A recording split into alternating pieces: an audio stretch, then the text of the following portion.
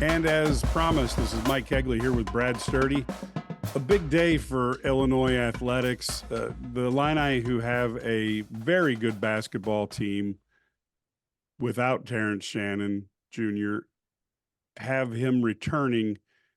And now we have a team that could threaten for a national title that is intact.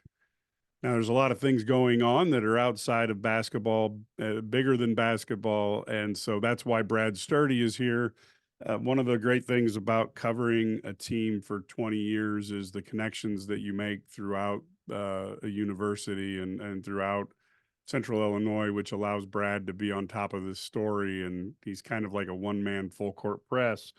So, Brad, I'm definitely not a one-man fast break. yes, I know that. No, you are not. Not we aren't anymore. even a two-person slow break. No, I don't even believe in breaking. Yes, So yes. way over it. Well, let's give fans an idea of what happened today, and get to legally to give kind of an outline of what happened and maybe what didn't happen today. Well, just first thing, this has nothing to do with the actual legal case in Kansas. This is separate. This is Terrence Shannon against the University of Illinois. And there were many items that he brought up, but the biggest thing, the one thing the judge found that was an issue was the procedural due process or lack thereof in the DIA policy regarding Terrence Shannon and his suspension from the Illinois basketball team.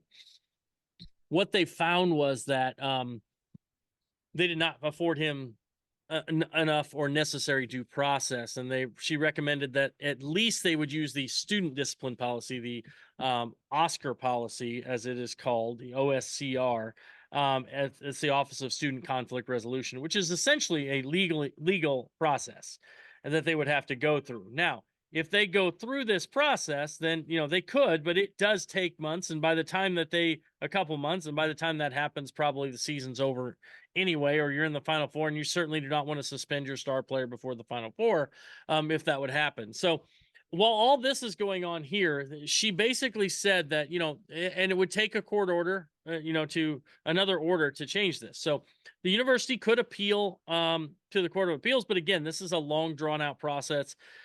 This is not something that takes a while. Now, she could have issued a temporary restraining order and then had a hearing on the injunction, which would have allowed him to play maybe for 2 weeks and then have the injunction hearing. But she chose to go ahead and give the injunction, so there won't be another hearing, and he's immediately playing. And as we know, he's practicing with the team already. And this is a huge thing for not only the basketball team, but it's this is a big issue. And it isn't just Illinois, because she really attacked procedural due process in this case, in the DIA policy. And this policy is very similar to what many universities have. So that means that this is a case that can set policy, may change policy for all universities. And it's a step towards athletes becoming employees, college athletes being employees and having employment contracts. If they had employment contracts, it would completely change the way that these things are interpreted. But right now, there's not any teeth to a DIA policy that for a suspension of any athlete without a procedural or due process. And am I barking up the wrong tree? But basically what she's saying, just because they're an athlete, they need to be treated like all other students, correct? Yeah, they need to have the same rights that a normal student would have. And I think it's interesting, it's interesting the way she worded it, because she did it was very narrow in the scope.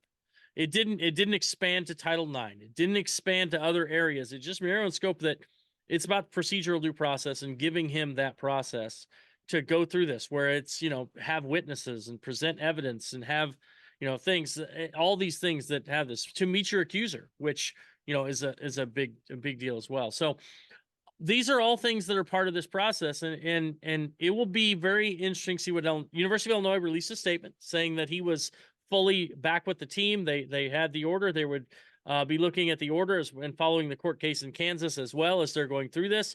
And I think it would be, and I'm not trying to be mean here, the university, if the university like went hard at trying to overturn this in an expedited fashion, it would be like university suicide for these people. I from mean, an because it would look athletic from standpoint. athletic standpoint. I mean, it would be like, what are we, what are we doing? Just go be University of Chicago then, because yeah, it just wouldn't make a lot of sense. But there's a lot of people that view this badly. Now, the problem is that University of Illinois didn't make this decision. A judge, a justice who is on the in a federal court, nominated by President Biden, so she hasn't been there very long, but she made this ruling. So the University of Illinois has no choice but to follow this ruling, or else then they would be in some trouble from a legal standpoint. So this isn't a University of Illinois decision, and so a lot of people are going to be mad at the University of Illinois, but they can't change this. And so this is another situation where it actually, this is probably the best case scenario if you wanted Terrence Shannon back on the court. It's also the best case scenario if you want the university to not have to put him back on the court. Right. So now let's talk a little bit about what's going on in Kansas. Of course, we have a little bit of an idea of Terrence Shannon's side of the argument. We don't obviously know all of the evidence that the DA has. There are many people in the legal profession who take a look at the situation as it is now, and they say that this is a very, very weak case. I've read legal opinions, and again, these are just people who are lawyers who have opinions. So I'm not saying you can go to court behind this, but there are people saying that this never would have been filed in many other jurisdictions. But the key thing is part of the leverage play that the DA was using to try to get Terrence Shannon Jr. to settle quickly was, if we can solve this case, get it resolved, you can then move forward with your attempt to get into the NBA. And that was the leverage that was being applied to him, which in his defense, he has said, I am not going to plead to something that I didn't do. So how does that equation change for what's going on in Lawrence, Kansas, now that he can play through really, through the end of the season from the most apparent as it looks now? Yeah. One thing, first thing I'll say, Mike, is that what you have to figure out, if you wanted to be a lawyer, you likely wanted to read a lot, because I've read like 400 pages of legal documents and briefs and things that have been written over the past 3 weeks. That's more than I've read in my life in legal documents. Usually if a book had 400 pages, I said, well, are there clip notes? Is there a movie? Is there a movie? Is there a movie we can watch? So no, and I guess, so I read a lot of this, but I do think it takes away some of her leverage. It doesn't necessarily mean that she's going to drop the case or charges, because we don't know what evidence she might have. There could be smoking gun. There could be other evidence that is going to be put out there. Now, here's the interesting part about this is that currently, based on the evidence we have seen, there isn't probably enough evidence there to get a conviction in any case. It's basically one person's word with no witnesses. Now, are there other things? The other part about this that we know, Terrence Shannon's legal team has requested the DNA test, looking for touch DNA from her, from her exam and all the other stuff that came from the lab results. Now they were put a subpoena in for that. I think it actually went out on the 15th. Probably they have 2 weeks, so 29th they probably get that of January, maybe the 30th, something like that of January. They will get that information for their case. You would think they wouldn't ask for that information unless they were sure that it would not implicate their client, right? So we know that as well. So, but those are the only things and what we've read. I mean, we know Terrence Shannon says he didn't do it, and we know that the accuser says the victim says that he did, and she identified him. But that's about all we know in a legal case. And again, I think that if that's all the information, if they looked at cameras, they can't see anything on cameras, no witnesses, and the police reports. We've read the police reports and the charging documents, of course, on multiple occasions, and that's where we're at in that case. And So I do think she's lost some leverage. She has taken. It's interesting, and I read this, and I can't verify it because I didn't research it myself. But I read that she has taken 7 rape cases to trial, and is over 7 in those cases. This Suzanne Valdez, and we know she's under all kinds of scrutiny. So essentially, she is the Juwan Howard because he's 0-7 against Brad Underwood. So she's the Juwan Howard of rape cases. Yeah. wow. That's sad. I try to put everything in perspective for people. Yeah, it's just so you understand this. Yeah, it's not good. Unsuccessful for Yes. sure. Yeah, and I don't want to. Again, this is a serious charge, a serious accusation, serious situation. You know, we're talking about a young lady who was, if this happened, she was violated, and then if we, and you know, and also a young man who, if he didn't do it, has been kind of put through the ringer for something he didn't do. So I think it's a very serious situation. But yeah, 0-7, Jawan Howard of district attorneys. So there you go. Yeah. That's one way to look at it. It looks like that was just something that came to me here. So a couple things then that we have heard questions, you know, from fans is, how has Terrence Shannon Jr. been training? Because he's not allowed to train with the team, though he, as we understand it, is able to utilize the team's facilities. Yeah, he's been using the facilities, and so but through this process, through this 3 weeks or whatever, he's been using the facilities. I've heard he comes in the morning before everybody else gets there because there's nobody there. You can't use it with the team, but he can lift. And he can go in and do his lifting program and different things. He gets the chance to get a lot of shots up. I'm sure he's running and things, and he's an extremely fit physical athlete. You know, taking a couple weeks off for him while healthy and still running, not going to make a huge impact in his basketball game. It's not like us, you know, it's not like us. Thank God. He's a different Terrence. animal, right? I mean, so I think he's going to jump back in. Now, do I expect, you know, he's playing 37, 38 minutes in a game. Do I expect him to play that many? Maybe not the first time out. I mean, you might bring him off the bench and let him kind of ease his way back in, because it's not like this team isn't clicking on all cylinders offensively right now. I mean, they're on a roll offensively. I mean, just doing a fantastic job. And where he really probably would help them is on the defensive end, which we'll talk about, I'm sure. Well, that's the first thing. And let's talk about that, because somehow an Illinois team loses an All-American who's averaging 21 points a game, and they managed to average 88 points a game without him. Now, if I've never seen an Illinois offense that could do that. And even if you go back to I guess the Flying Illini had to play a few games without Kendall Gill. Maybe that's the one time, but they struggled when they first lost him. I mean, they were like 52 points they scored at Wisconsin, I think it was, and got drilled. I mean, so to do what they've done offensively is really kind of amazing. I mean, like, and you know, against Michigan the other night, they scored 88 points, 1.352 points per possession. They've consistently moved up in the offensive rankings. They're at number 7 in the country. Here's the wild part. They're number 7 in the country from an offensive efficiency standpoint over the course of the season. They're number 3 in the country during the 6 games they didn't have Terrence Shannon. Yeah. Now, here's the problem. When Terrence Shannon was playing over that period, they were a top 25 defense. With him out, they were a number 92 defense in the country. That's a big difference. He makes a big difference on the defensive end with his ability to guard multiple positions, the versatility to guard smaller guards and use his quickness, and also his explosiveness and athleticism with blocking shots, rebounding, all those things.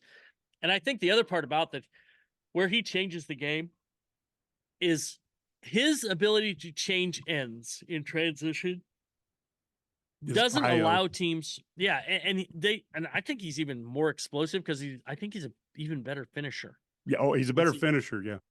But here's the wild part. It makes teams get back on defense. They can't attack the glass quite as hard because they're worried about him in transition. And Illinois struggled with defensive rebounding, has been one of their issues. They gave up 42 offensive rebounds over 3-game period heading into the Michigan game, where they were better against Michigan. Only gave up, what was it? I think 10 or 8 or 9 or 10 or something like that. But regardless, that's 50 in 4 games, which is not what you want to do. That's where he can really change things. Even if he doesn't get a bunch of rebounds, he makes them play differently because they know that he's changing ends if they don't get the rebound. Yep. Yep. And if you don't change ends with him, we know what happens. He's finishing, and usually it's an and one or a dunk on the other end. Right? Yeah. Yeah. And many times both. Yeah. You know, as we take a look at this, rightly or wrongly, he is going to take a lot of crap from opposing teams. As a coach, how do you prepare him? Although he is 23 years old and he's a very mature player, how do you prepare him? But moreover, how do you make sure your team doesn't get too caught up in that out there on the courts? Yeah, I think he's expecting it. I don't think that his teammates probably understand what the level of vitriol they're going to receive when they go on the road. And you know, there's it would not shock me to see protest groups as they're coming up against their buses, outside their hotels, when they're on the road, all those types of things. I could see all of that happening against these guys, and which is kind of sad because of the multiple players and coaches, they didn't have anything to do with this regard, and maybe Terrence Shannon didn't either. I don't know, but regardless, but I think he's expecting it. I think he's going to use it as kind of, I'm going to just go play, right? How's it going to affect the other guys? The additional vitriol.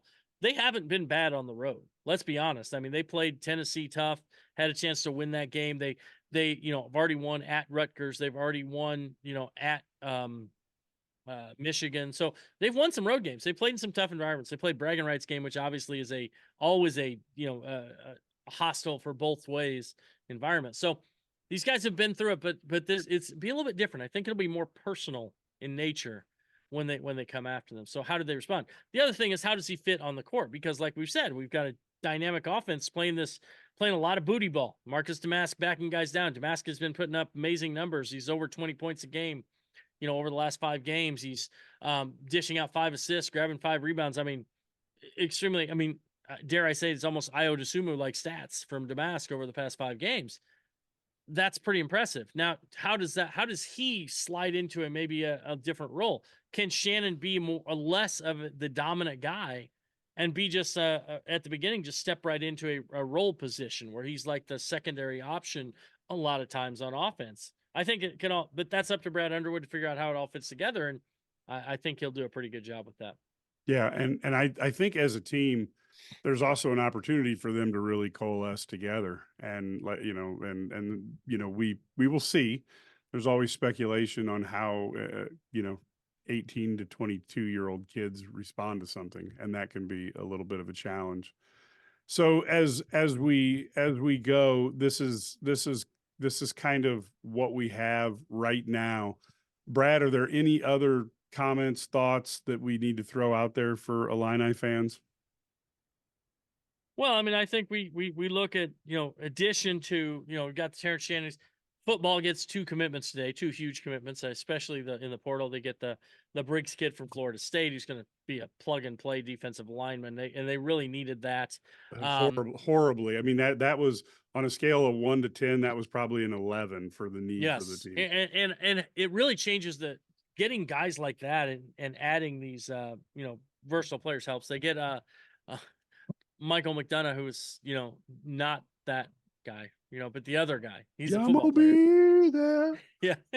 So he's gonna be in 2025, another offensive lineman. I think they're in a good place with other guys too in 2025. So they're in it was a good day on Friday for the Illinois athletic programs. I mean, huge day for them moving forward. Now they just have to go out and actually take care of business on the floor. I'm going to tell you right now, this Illinois team, if they play the way they were playing against Missouri and in that little stretch, that Missouri game, you saw a team that could make, and Dennis Gates from Missouri said this, that's a Final Four team. With Terrence Shannon, they are a Final Four level team. I really believe that. I think that this game's different. You look at the 2 games they lost to Maryland and at Purdue.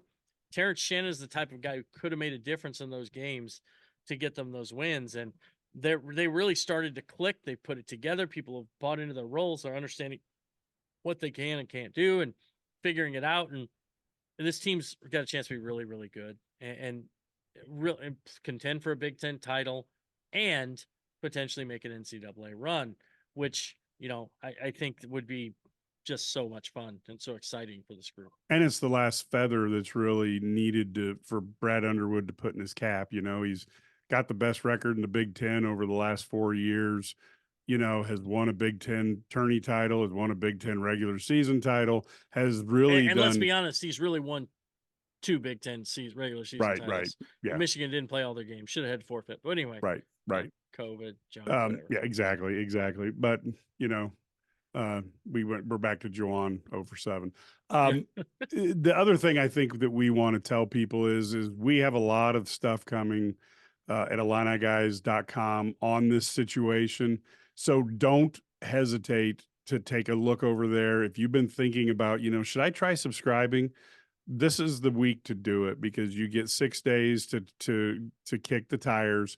And then you have the opportunity. You could stick on for a year, $99. It's the best value.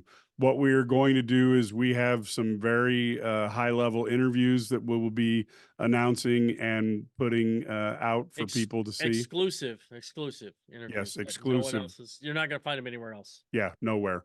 And the other thing is on Monday night, these are hugely popular.